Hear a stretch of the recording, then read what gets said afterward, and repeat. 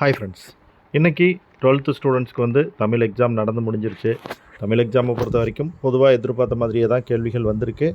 எல்லாருமே நல்ல மதிப்பெண்கள் எடுக்கிறதுக்கான வாய்ப்பு இருக்குது அப்படின்னு நினைக்கிறேன். உங்களில் எத்தனை பேர்த்துக்கு 95 மதிப்பெண்களுக்கு மேலே வரும் அப்படிங்கிறத கமெண்ட்டில் ஷேர் பண்ணிக்கோங்க. 1 மார்க்கான ஆன்சர் கீயை நம்ம இப்போ பார்க்க போகிறோம். ஒன்றா உங்களோட ஸ்க்ரீனில் தெரியுது, பார்த்துக்குங்க. ஃபஸ்ட்டு கேள்வி, மின்னேர் தனியாளி வெங்கதிரொன்று ஏனையது தன்னேர் இல்லா தமிழ். இதில் பயின்று வந்திருக்கக்கூடிய தொடநயம் அப்படிங்கிறது வந்து அடி எதுகை சீர்மோனை. அடுத்து பொருத்தி விடை தருக அப்படிங்கிறதுக்கான ஆன்சர் 4மே பொருத்தி வரக்கூடியது பார்த்தீங்க அப்படின்னா 4வது ஆன்சராக வந்திருக்கு.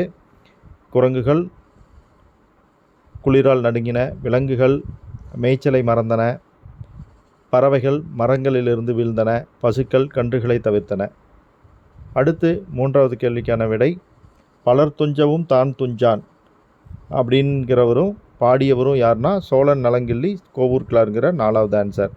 ஞமலி அப்படிங்கிறது நாய் அப்படிங்கிறது 4வது கேள்விக்கான பதில். 5வது சுவடியோடு பொருந்தாத ஒன்று அப்படிங்கிறது வந்து கடுக்காய். சென்னைக்கான அந்த ஆன்சர், சென்னை வெறும் நகரம் மட்டுமல்ல அது நம்பிக்கையின் மையம் அப்படிங்கிறதுக்கு மேலே கூறியிருக்கிற 3மே காரணம் அப்படிங்கிற 4வது ஆன்சர்.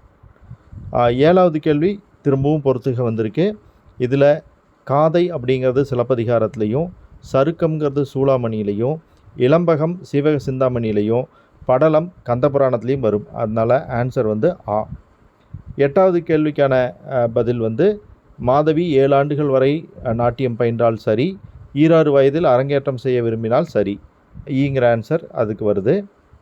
அடுத்தது எளியது சொல்வது, அரியது சொல்லியபடி செய்வதுங்கிற 4வது ஆன்சர்.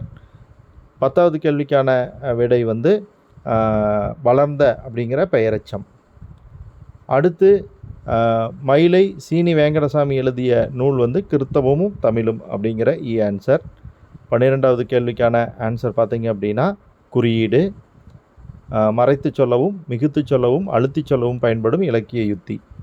பிழையான தொடர் காலையில், அந்த லகரம் வந்து தப்பாக போட்டிருக்கிறதுனால அதுதான் ஃபஸ்ட் ஆன்சரே வருது, பிழையான தொடர்.